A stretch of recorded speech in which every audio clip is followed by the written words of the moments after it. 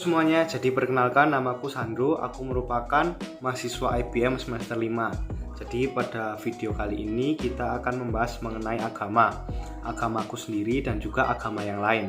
Nah, sedikit cerita tentang aku terlahir sebagai seorang Kristen atau memeluk agama Kristen. Kenapa? Karena kedua orang tuaku juga beragama Kristen. Otomatis aku pun dari kecil hingga remaja menganut agama Kristen. Namun seiring berjalannya waktu, saat kita udah dewasa, kita juga bisa menentukan sendiri pilihan hidup kita. Kita mau tetap menganut agama yang dulu ataupun mungkin menganut agama yang baru. Nah, aku pun memutuskan untuk tetap pada agama Kristen. Mengapa demikian? Karena ada satu ayat Alkitab yang saya percayai, yaitu Yohanes 14 ayat 6, di mana berkata, Akulah jalan dan kebenaran dan hidup. Tidak ada yang datang kepada Bapa kecuali melalui aku. Nah, ayat itu yang aku pegang teguh sehingga memang aku percaya adanya Tuhan Yesus. Nah, dan juga seiring berjalannya waktu, banyak sekali pemahaman-pemahaman yang lain yang membuat aku semakin yakin menjadi seorang Kristen. Dan terlebih juga aku aktif pelayanan di gereja mulai dari SMA dan juga aktif di PMK yang ada di UC sendiri, sehingga ada urapan tersendiri atas aku. Itu adalah seputar tentang aku atau kepercayaanku. Nah, selanjutnya kita akan membahas agama yang paling besar di Indonesia, yaitu agama Islam. Dan ada satu topik yang menarik yang aku angkat pada kali ini, yaitu penggunaan atribut-atribut Natal atau hal-hal yang berhubungan dengan Natal itu menurut Islam adalah haram atau dosa. Nah, mengapa hal ini menarik? Karena saya sendiri ingin mengetahui apakah memang dalam ajaran Islam diajarkan seperti itu untuk tidak menggunakan atribut-atribut Natal, dan atau malah stigma ini muncul karena oknum-oknum yang kurang toleransi. Nah, pengalaman saya sendiri tentang hal ini yaitu waktu itu aku berada dalam sebuah organisasi dan pada bulan Desember juga. Nah, salah satu anggota organisasi kami ini mempunyai ide untuk mengajak satu organisasi ini untuk Christmas dinner. Nah, namun karena pemimpin organisasi ini beragama Islam, langsung ditolak begitu saja. Dan aku kurang tahu sih kenapa alasannya nolak, ataukah memang anti atau seperti apa, aku kan juga bingung. Nah, itu pengalaman pertama. Lalu yang pengalaman kedua, aku sendiri berasal dari Malang. Dan di Malang itu ada satu mall namanya MOG. Nah, waktu itu di Desember 2019 itu ada berita yang cukup menghebohkan sih. Jadi ada surat edaran dari pemilik mallnya yang tidak memperbolehkan semua tenan untuk memasang atribut Natal pada Natal tersebut. Nah, itu juga merupakan satu kontroversi sendiri di Kota Malang. Nah, mengenai topik tersebut, hal yang saya tanyakan adalah,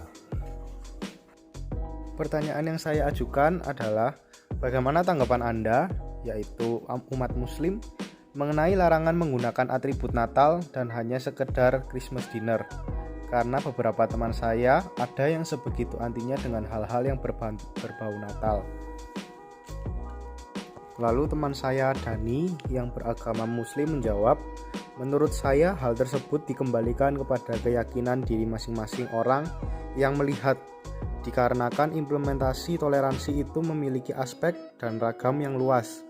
Jadi selama hal tersebut dirasa mampu diimplementasikan hanya dalam bentuk atau wujud toleransi dan tidak mengikuti ajaran atau perintahnya, maka hal tersebut menurut saya baik-baik saja.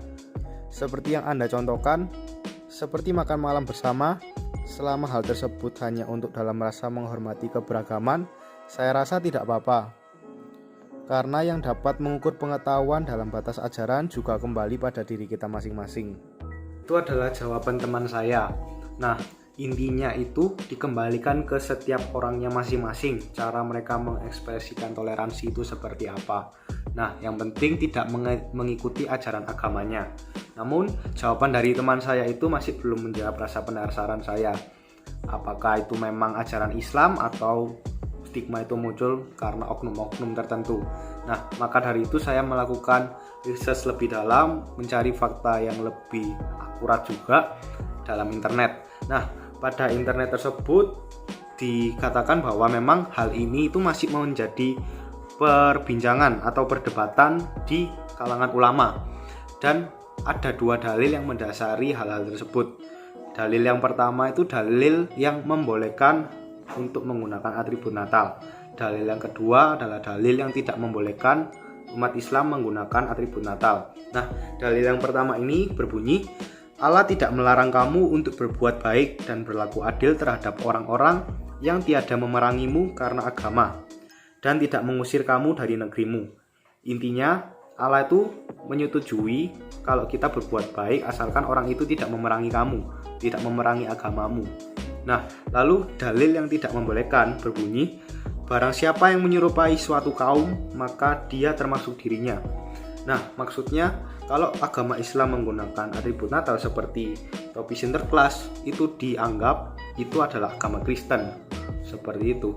Nah, dari 2 dalil ini menurut saya juga akhirnya memunculkan 2 golongan, dimana kalau yang menyetujui dalil pertama, ia tetap menggunakan atribut Natal sebagai salah satu wujud toleransinya. Nah, kalau misalnya orang tersebut mengikuti dalil kedua, bukan berarti dia tidak mentoleransi umat Kristen saat ada Natal, saat perayaan Natal. Namun cara toleransinya beda, yaitu dengan menghormati jika ada umat Kristen yang beribadah Natal, seperti itu. Jadi tetap tidak menggunakan atribut Natal tapi dengan cara menghormatinya. Pada penjelasan tadi itu menjawab rasa penasaran saya, di mana memang pada ajaran agama Islam itu mengajarkan untuk tidak menggunakan atribut Natal. Nah, pada video kali ini yang dapat saya simpulkan adalah semua agama itu baik, tidak ada yang mengajarkan keburukan. Salah satunya agama Islam, di mana agama Islam sendiri memiliki caranya sendiri dalam toleransi terhadap umat agama yang lainnya. Salah satunya saat ibadah Natal yang dilakukan oleh umat Kristen.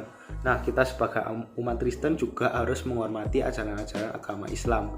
Tidak boleh kita sebagai umat Kristen memperdebatkannya, mempertanyakannya, atau bahkan merendahkannya, itu jangan sampai.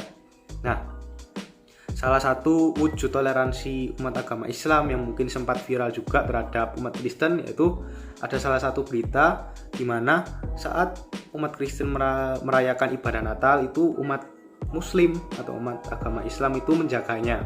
Jadi menjaga dari luar gereja. Nah, hal itu membuat saya tersentuh, dan juga itulah kekuatan Indonesia.